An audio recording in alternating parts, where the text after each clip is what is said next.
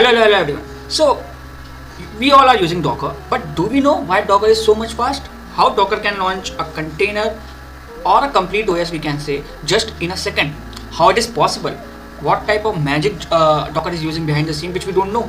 So let's find it out and let's see what Docker is, what type of trick Docker is using, and so that it is able to launch a complete new OS within a second. That's going to blow your mind. So yeah, be with this video and you are going to learn a lot of things.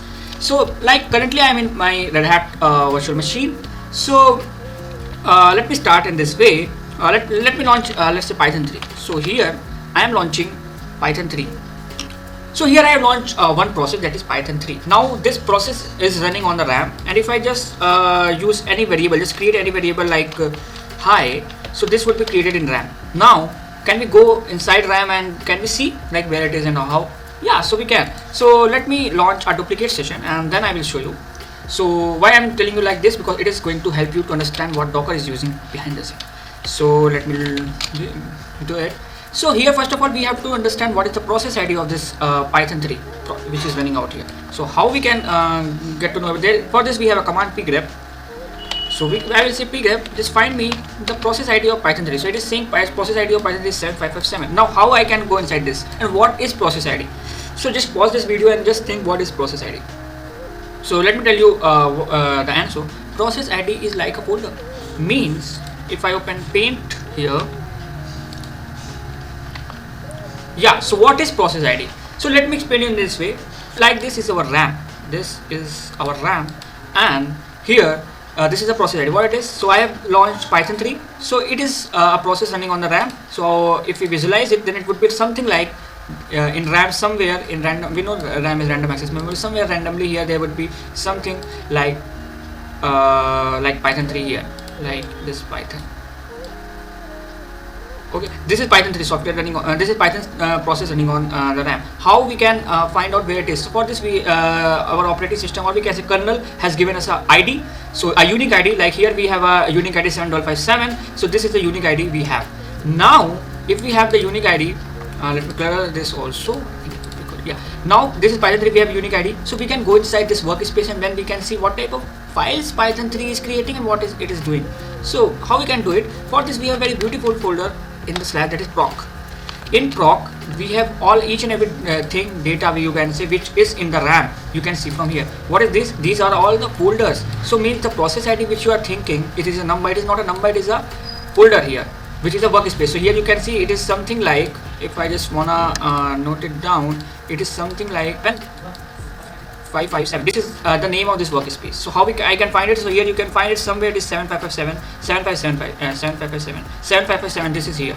Okay. So and what is one? So let me show you one beautiful thing here. Like whenever we boot our OS, then a lot of processes start running behind the scene. How we can get them all? So we have a beautiful command for this ps-aux. So here it will tell you like what is the first process which run when we boot our OS. That it is process ID 1 and it is systemd. Then 2, then like this we have a lot of process running on behind the scene. So here you can see a folder like 1 also. Okay, so for everything you have here. So let for now go to 7557. I think this was right. 7557. Yeah. So let's go inside here and then just ls what is here. So these are all the files which this Python 3 has created, and each and everything is, see, you can see is here. That's something very beautiful.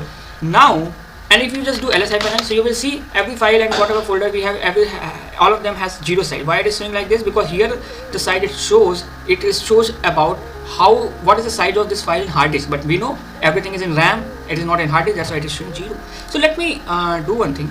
If I just kill this process, like we just come out and we just kill this process, kill 7557, and you can see my Python 3 is running out here, and as I do it, my Python 3 terminated. So here what we get to know is Python 3 is just a process and that is running out there.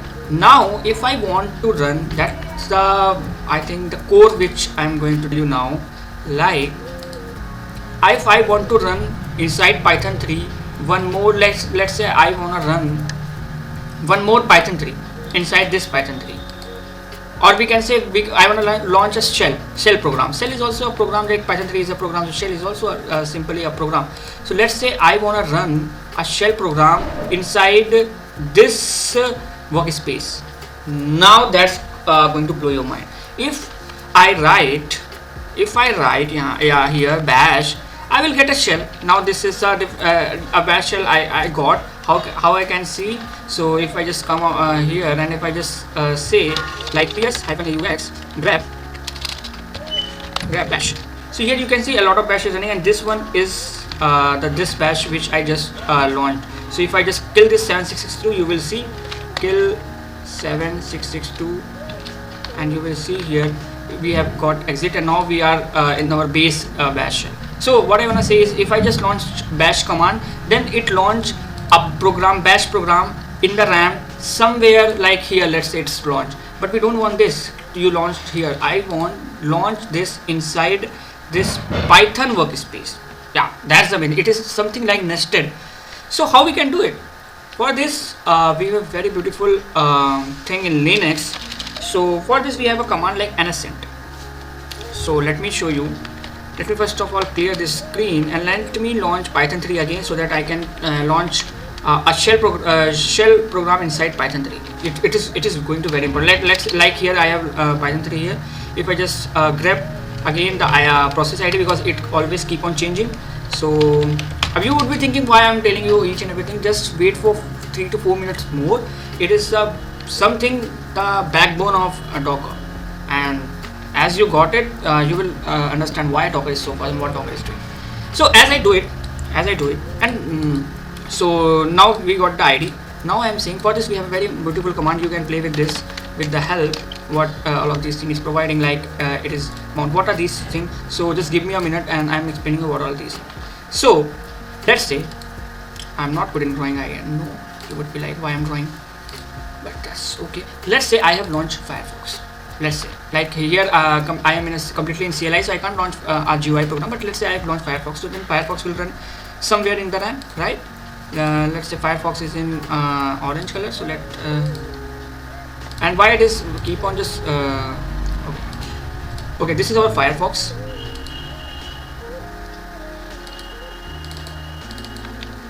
Okay, this is our Firefox. Okay, this is our Python. So if I just as I launch Firefox inside our OS, that this is our kernel, and you can say this is our RAM, which is and everything is provided by kernel. So this is our RAM. Now as I launch Firefox here, whatever the resources your kernel has. So what are the resources your kernel has is, first thing it has like hard disk and storage, you can say storage. Second thing your kernel has is RAM. Third thing your kernel has network card, like network card. So like these all are the things which your kernel have. So whenever you launch a process inside in your RAM, means so whenever you launch a process, by default your operating system, or we can say your kernel, share all of its resources to that process. So means Firefox has the access of storage. That's why whenever you launch Firefox, so you have the option to download a file, because you have the access of storage by default. As you launch Firefox, your kernel mount storage with your Firefox process, as well as you have access of RAM. Means Firefox has access of RAM in this much RAM Firefox has. Firefox has its network card. That's why you have connectivity on the internet. Like this, all of the resources which your operating system have, it share all of that resources to any of the process. It is not just Firefox. If you launch here just a date command, let's say if it is just a date command for a second run in your RAM, for him it also have all of these access. It is by default. We can change it, and here the magic behind Docker exists. So here we have each and everything, and now I will whatever I was telling you about NS Center. Here we can customize these things. Like I have to mount any different folder to my process. So here I can use -m-m-n PID namespace. There are a lot of things you can play with it. But what I want to show you, like I want to go inside my Python 3 and run a shell program inside it. Okay, and what capability I want to give to my shell, each and everything. By default it will get each and everything. Now how to customize it, it would be the second task. So I will use nscenter command and command. First of all, here I have to give the what was our target, means what was our Python 3 process ID. It is, I think I have kept somewhere, yeah, 7709. So I want to go inside this 7709 workspace, that is the process ID, and I want to launch a bin bash bin bash, this is the this is the location of where your bash program is exist. So I'm saying just launch this bin bash inside this 7709. It is something like nested. Okay, that's why I think it is using n, I don't know. So as you run this, now you are inside a bash program that is running out here. Okay, that is running out. It is not a small thing. You can see it is running out inside your Python software. And if you do something here like ls, so why we can see all of these folder? It is because, as I have told you, like by default your kernel is sharing all of its resources, even everything, to this your Python file. Now this Python program, and then this Python program is sharing all of these things again to shell. That's why it is that's why you can see it is access of each and everything. Even if you just do process ps-aux, so you can see all the process running on the system. So even like this, your Firefox can also see all the process running on your RAM, because by default your kernel is sharing each and everything. That's something. So you can see I am inside this shell. I am inside this shell. I am not at the base shell, which program you can whenever we boot our OS, a bash shell we got it from there. I'm not from there. We are just seeing each and everything. We are just looking at each and everything from this shell, which is itself inside this Python program. How I can prove you one more thing? Like if I just do one thing, it's ps hyphen ux, and then I grab what are the IDs of bash shell. So you will see this one, the last one is the ID of this one, this one. If I just kill this thing, you will see this. So I'm just saying root password was read. Okay, I think I have entered it wrong. Yeah, so I'm just saying kill this process, that is 7767 and you can see it's got exit from here. And now this shell program is not in the RAM because we have terminated it. Similarly here the magic of Docker came up, and now just be very much attentive what I want to say now. Let's say we have launched a Docker container. Okay, so let's say we have launched a Docker container. So Docker process will run out here. Like this is the container, this is a Docker container running, this is the Docker container running out here. So I am just writing this is the Docker process, Docker container. Now here the Docker do the magic. Docker is saying to the kernel, don't give me all of your resources. I have an image file, I have an image, and there I have mentioned whatever the things I wanted. So here Docker has mentioned, don't just give me all of your storage. I don't want it. I don't want this. I want that just give me. Means till now if you just saw see, I want to show you one more thing, then it would be more clear to all of you. Like I am in pick up Python 3. Let me do it once.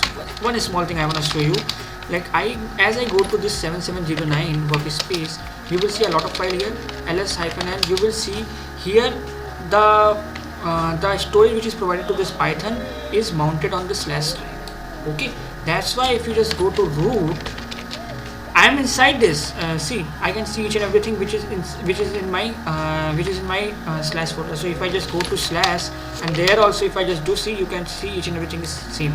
So here what it is doing is your kernel is sharing all of the storage. Means main storage we know it is slash, so it is sharing slash. It is mounted that slash storage to your this Python process. But here our Docker container is saying don't do this, because if you do it, it would be like we are in the same OS. So Docker is saying we want to give an illusion to the user. So don't share me this, share me a specific storage. Saying don't share me that, share me I want so here Docker is saying just share me the specific storage which I have mentioned in my image. And the second thing, Docker is saying don't share me your network card. No, I want just provide me a new network card, and so that everything would look like I have a new network card, I have a new storage, I have a new set of RAM. Everything would be look this, and then a user will get an illusion that he is in a new operating system, but he is not in a new operating system. He is just in the same one, but it is just getting the customized version of resources. And that's why Docker take a very little time, because we know to run any services. Let's say I want to run a date command, I want to run Firefox or whatever I want to run, it will just take 1 second because it is just a simple service. And here your kernel by default share all of its resources, but here Docker is a little bit intelligent. Docker is saying don't share me all of your resources, just share me the customized one. Then it would look like we are in the new OS, but we are not. That's why Docker we can launch in a 1 second, because just it is a small service and it is just taking each and everything from your operating system, and that's it. Docker is not doing any big thing. Docker is just doing a little bit intelligence. Now here I want to show you a very important thing. So let's just close this and let's launch a Docker container. Then it would be more important, easy for us. Like Docker PS, if I just do it, so we don't have anything. And if I just want to show you one more thing, like Docker history CentOS. So here you can see what that image is doing. By that image finally is launching a bin bash terminal, so that inside the container we can run commands. Okay, so if you just do ps not here, let me just do it here. Like here, if I just do ps aux and I just grab all the bash program running, so here you can see this much. As I launch a container, that is Docker, let me clear my screen, and then as I launch a Docker run -i-t and this is CentOS.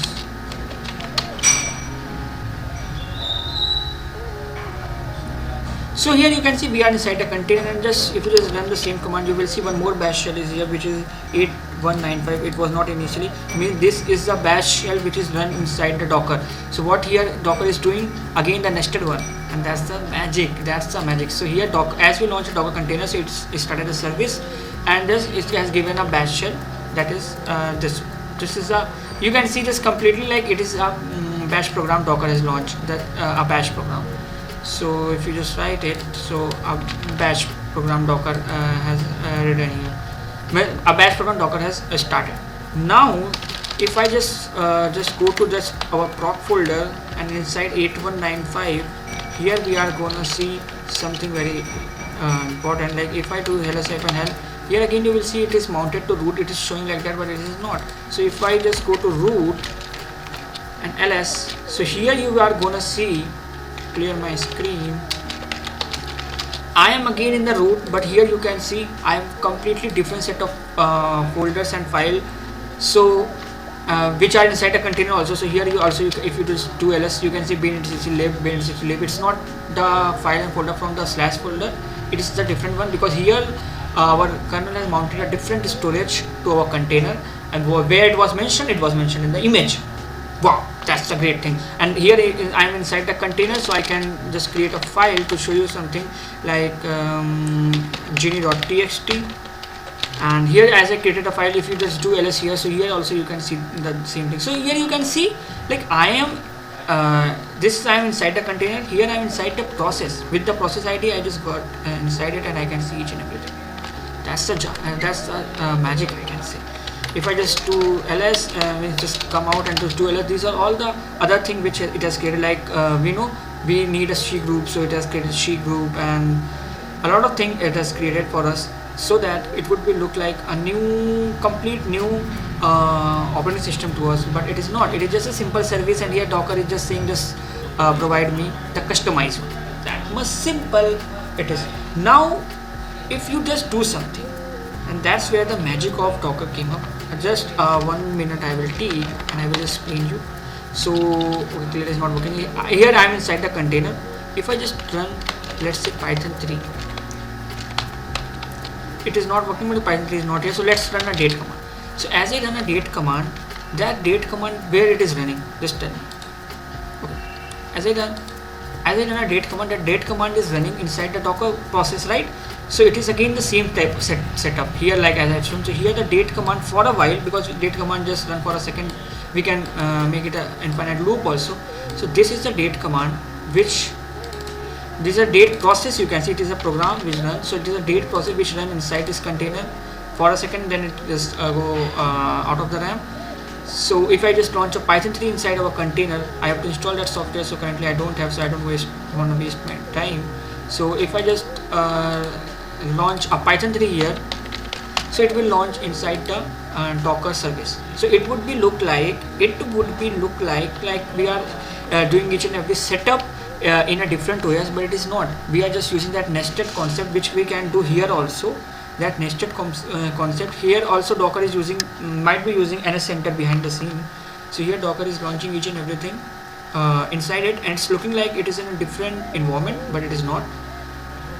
It is on the same thing, but it is inside this workspace. That much simple I can say it is. And one more thing, here each and everything is provided Docker is different. Here I am inside that ID, that workspace, but still I can see each and everything means which is in the base ware. Why it is so? Because when I come here, I am still in the same bash shell. I am not in this bash shell, which is a new one. So how I can do it? So here I am to show you one thing. I am using ncenter. I am saying ncenter. We have a target, that is we have already a process 8195. This is the container process which is running out. This is 8195.